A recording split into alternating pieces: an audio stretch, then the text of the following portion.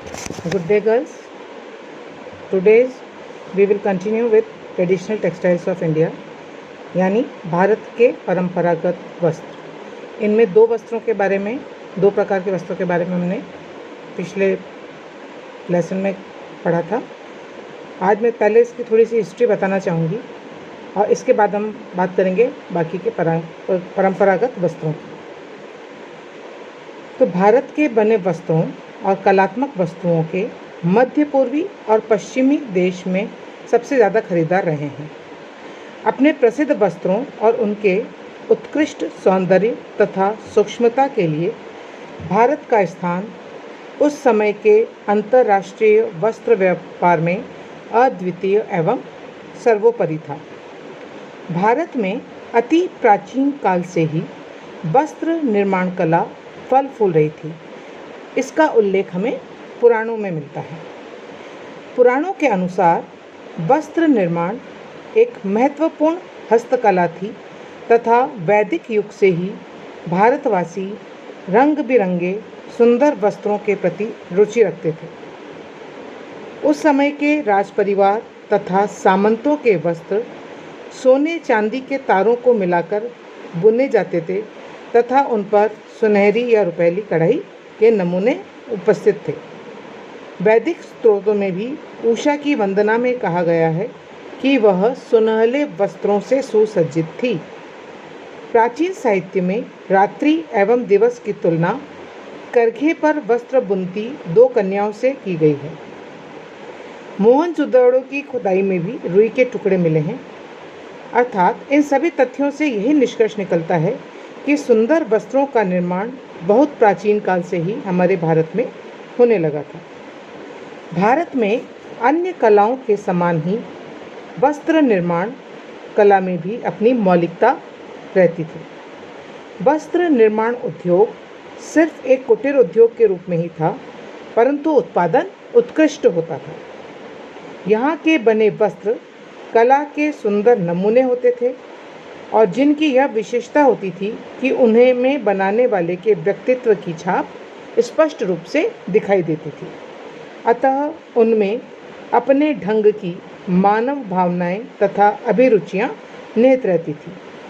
वे भारत की ऐश्वर्यशाली संस्कृति के प्रतीक होते थे तथा उनमें भारतीयों की भावनाओं और आदर्शों का कलात्मक मूर्त रूप झलकता था।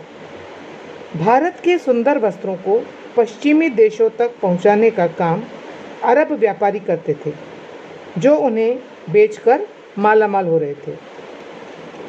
मध्यकालीन युग में अन्य सभी कलाओं के समान वस्त्र कला को भी मुगल बादशाहों का प्रक्षय मिला।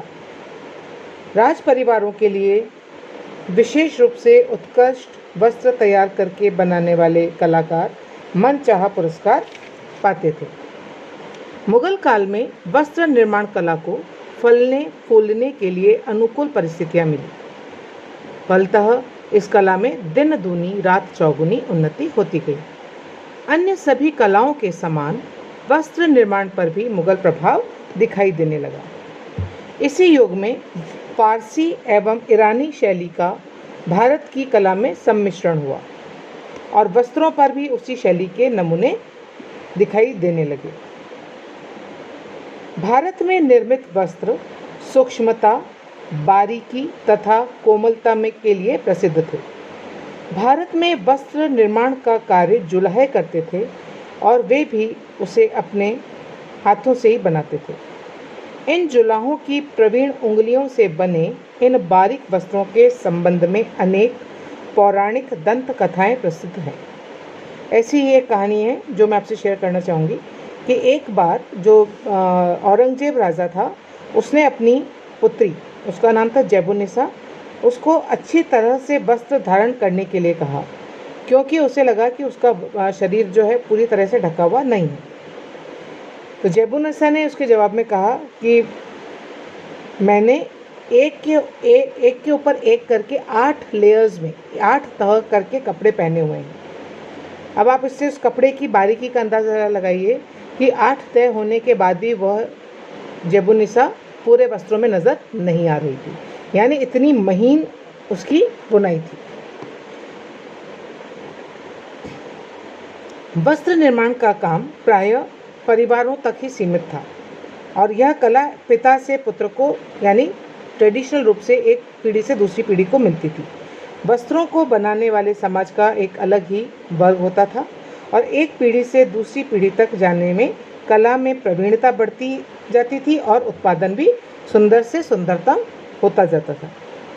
वस्त्रों के नाम वस्त्रों के गुणों के आधार पर रखे जाते थे, जैसे बहते हुए पानी में पानी के समान ही पारदर्शी होकर उसी में मिलकर एकाकार हो जाने वाले वस्त्र को आबे रवा अर्थात बहता पानी नाम दिया गया। इसी प्रकार ओस की बूंदों के समान शीतल, सूक्ष्म तथा अलौकिक सौंदर्य वाले वस्त्र को शबनम अर्थात ओस के कण नाम से विभूषित किया गया। हवा के समान अदृश्य वस्त्र को वफ्ते हवा नाम दिया गया। इस तरह से कई वस्त्र ऐसे थे जिनको उनके गुणों के आधार पर नाम रखा गया था।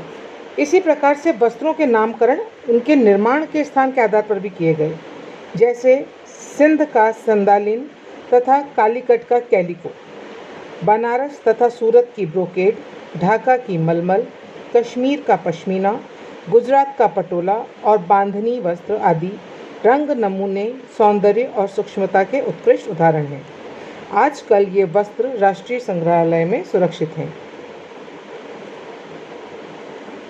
अब हम बात करेंगे हमारे कुछ और परंपरागत वस्त्रों की, जिसमें हम कश्मीरी वस्त्र के बारे में हम कल बात कर चुके हैं और इसी प्रकार से हम ब्रोकेड के बारे में भी हम कल बात कर चुके हैं।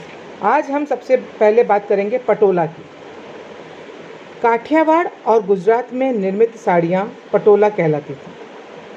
काठियावाड़ के निकट पट्टन नामक स्थान को ही पटोला का जन्म स्थान माना जाता है। पटोला साड़ियाँ शादी विवाह के शुभ अवसर पर विशेष रूप से पहनी जाती थी। इसकी प्रसिद्धि दूर दूर के देशों तक विख्यात थी।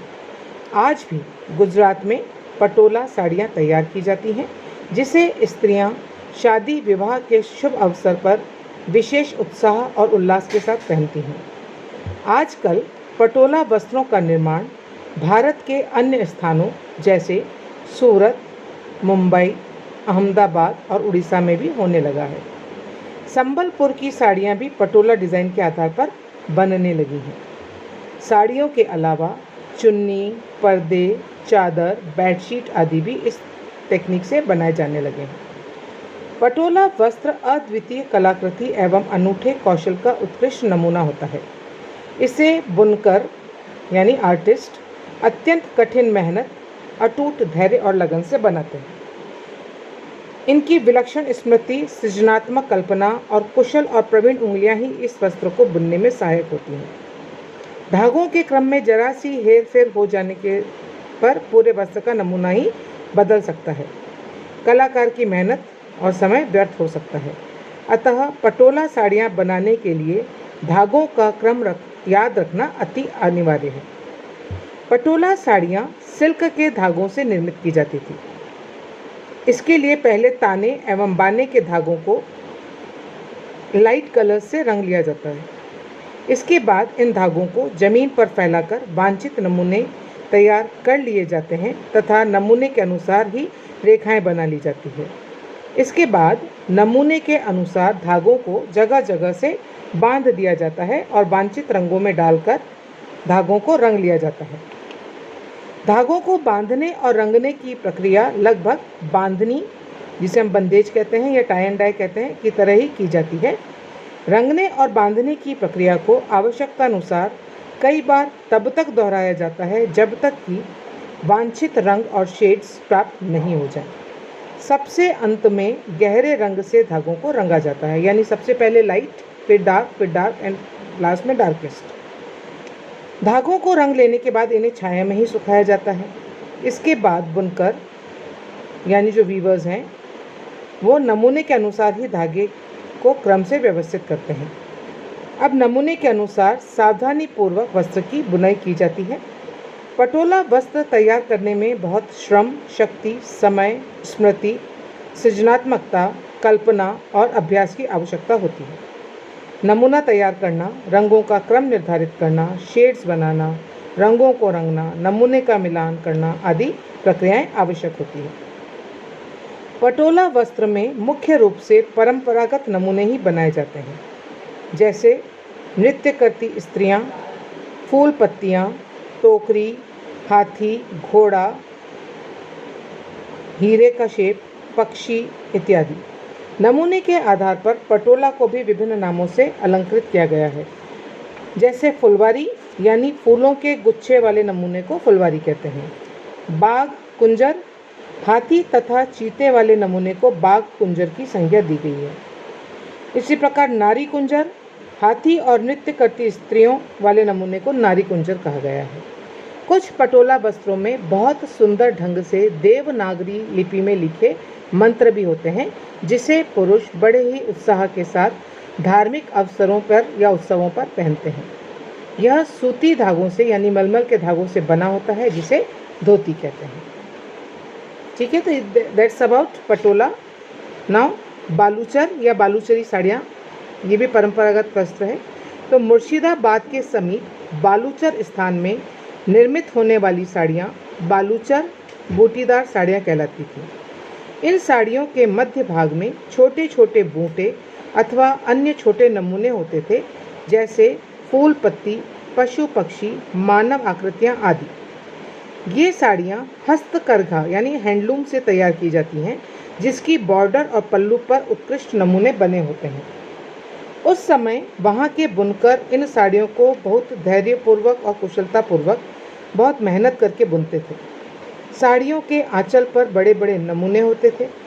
बालूचर की साड़ियों में मुगल काल का प्रभाव भी झलकता था, जैसे फूल सूंघती बेगम, हुक्का पीते सामंत, फारसी ईरानी परिधानों में घोड़े पर सवार सामंत, नृत्य करती मानव आकृतियाँ आदि। मुगलों के बाद अंग्रेजी राज्य में बुनकरों ने अंग्रेजी प्रभाव को भी यहाँ की साड़ियों में समावेश किया तथा ऐसे ही नमूने से साड़ियों को चित्रित भी किया। तोरंज या गुलदस्ता यहाँ का सबसे अधिक प्रचलित बूटा होता था। बालूचर साड़ियों का अत्यधिक उपयोग हिंदू स्त्रियों द्वारा किया जाता है। आजकल बालूचर बूटीदार साड़ियाँ लुप्त प्राय हो गई हैं, परंतु इन्हें अभी भी संग्रहालयों में सुरक्षित देखा जा सकता है। आज भी बालूचर में सुंदर और आकर्षक साड़ियाँ बनती है, किंतु पहले की साड़ियों की तरह आज की साड़ियों में सौंदर्य और आकर्षण देखने को नहीं मिलता। तो ये है अब बालूचर साड़ियाँ। इसके बाद में है आपका बांधनी। और बांधनी या बंदेज से आप सब वाकिफ़ हैं। हमारे यहाँ पर राजस्थान में भी इसका बहुत प्रयोग होता है और यहाँ पर भी काफ़ी बनाई जाती है, लेकिन जो फेमस है वो है गुजरात की। तो हम बात करेंगे बांधनी की। तो प्राचीन समय से ही बांधनी की साड़ियाँ, चुन्नियाँ, ओढ़नी, चादरें आदि प्रसिद्ध थी। बांधनी का कार्य मुख्यतः गुजरात, राजस्थान, काठियावाड़ और सिंध में होता था। राजस्थान की बांधनी की साड़ियाँ और चुन्नी बहुत ही लोकप्रिय और प्रसिद्ध थी। इनकी प्रसिद्धि विश्व के दूर दूर के देशों में फैली हुई थी। आजकल बांधनी कला से वस्त्रों की सुसज्जा भारत के अन्य स्थानों में भी होने लगी है। बांधनी साड़ियाँ शादी विवाह के अवसरों पर उल्लास और उत्साह के साथ पहनी जाती हैं। इन साड़ियों को विवाहिता के लिए मंगलमय और सौभाग्य सूचक और शुभ माना जाता है। रंग बिरंगे, चटकीले एवं तेज रंगों से सजे बांधनी साड़ियाँ तरुणाई और उल्लास का प्रतीक माने जाते हैं। बांधनी में पटोला की तरह ही रंग बिरंगे चटकीले रंगों से युक्त नमूने बनाए जाते हैं, किंतु इन दोनों में अंतर सिर्फ इतना ही है कि बांधनी में सूत को न रंगकर तैयार वस्त्रों को रंगा जाता है, जबकि पटोला में वस्त्र बुनने से पहले धागों को रंगा जाता है और उनको उन्हीं के अनुसार, नमूने के अनुसार विभिन्न रंगों में रंगा जाता है। दोनों ही वस्त्रों में रंगाई का कार्य टाई एंड डाई विधि से किया जाता है, यानी बंदेज की विधि से किया जाता है। कुछ बंदेज के काम में बिंदियाँ दिखाई देती हैं, जिन्हें बूंद या बांध कहा जाता है। राजस्थान में शेखावटी की बंदेज सबसे अधिक बारीक होती है। गढ़चोला की बांधनी में सुनहरे धागे से चौकोर नमूने बनाए जाते हैं। फिर इन चौकोर नमूनों को बांधनी के नमूनों से अलंकृत किया जाता है। बांधनी वस्त्रों में मोठड़ा, पचरंगी, साफा, ओढ़नी, साड़ी और जोधपुर का फागनिया विशेष रूप से प्रसिद्ध है। फागनिया होता है वाइट साड़ी के ऊपर, वाइट बेस के ऊपर रेड बॉर्डर एंड रेड बूटी, जो कि बंदेज से बनी हुई होती है। बंदेज का कार्य प्रायः मलमल, शिफॉन, लट्ठे, सूती और रेशमी वस्त्रों पर किया जाता है। बंदेज की जो क्रिया है वो 4 चरणों में पूरी होती है। और 4 चरण क्या हैं? इसमें सबसे पहली होती है लिखाई। इस प्रक्रिया में सबसे पहले वस्त्रों के 2, 4 अथवा 6 भागों में मोड़कर नमूने बना लिए जाते हैं, यानी तह उसकी कर दी जाती है। अत्यधिक मोटे कपड़े को 2 भागों में मोड़ा जाता है अथवा इन्हें इकट्ठा ही रहने दिया जाता है। नमूनों को कच्ची पेंसिल अथवा रंग से चिन्हित कर लिया जाता है। नमूने को कच्ची पेंसिल से चिन्हित करना ही लिखाई कहलाता है। यानी जितना मोड़ेंगे उतनी सिमिलरिटी आपको उसमें पैटर्न के अंदर आपको देखने को मिलेगी। जैसे ही आप उसको खोलेंगे तो इक्वल डिस्टेंस के ऊपर आपको जो है बांधनी दिखाई देगी। तो पहली जो स्टेप है वो है लिखाई, जहाँ पर हम पेंसिल से अंकित कर लेते हैं कि कहाँ कहाँ पर हमको बांधना है। और ये बांधना हमारा विभिन्न तहों में हो सकता है। अगर मोटा कपड़ा है तो इकहरा बांधेंगे, थोड़ा सा पतला है तो 2 में बांधेंगे, बहुत पतला है तो 3 तह, 4 तह, 5 तह, उस अनुसार कपड़े की मोटाई के अनुसार वो तह निश्चित की जाती है। दूसरा जो स्टेप है इसका वो है बंधाई। लिखाई प्रक्रिया के बाद बंधाई का कार्य किया जाता है। इसमें नमूने को बाएं हाथ की उंगलियों से पकड़कर दाएं हाथ से नमूने को कसकर धागे से बांध दिया जाता है, ताकि रंगाई करते समय इसमें रंग प्रवेश न कर सके। नमूनों को धागे से कसकर बांधना ही बंधाई कहलाता है। ठीक है, तो पहली लिखाई, दूसरी बंधाई और तीसरी है टिपाई। टिपाई प्रक्रिया में बूंदों पर रुई को रंग में डुबोकर रंग लगाया जाता है और बूंदें बनाई जाती हैं। दिस इज कॉल्ड टिपाई। और लास्ट वन है रंगाई। तो लिखाई, बंधाई और टिपाई के पश्चात रंगाई का कार्य किया जाता है। वस्त्र को सबसे पहले हल्के रंगों में रंगा जाता है और उसके बाद नमूने के अनुसार पुनः बांधकर गहरे रंगों में डुबोया जाता है और सबसे अंत में कलर का उपयोग किया जाता है। तो ये हैं बंधेज की या बांधने की क्रिया के 4 स्टेप। तो आज हमारे 3 जो परंपरागत वस्त्र हैं जिनके बारे में आपने पढ़ा, पटोला, बालूचरी और बांधनी। शेष हम नेक्स्ट क्लास में करेंगे। तब तक के लिए बाय, थैंक यू।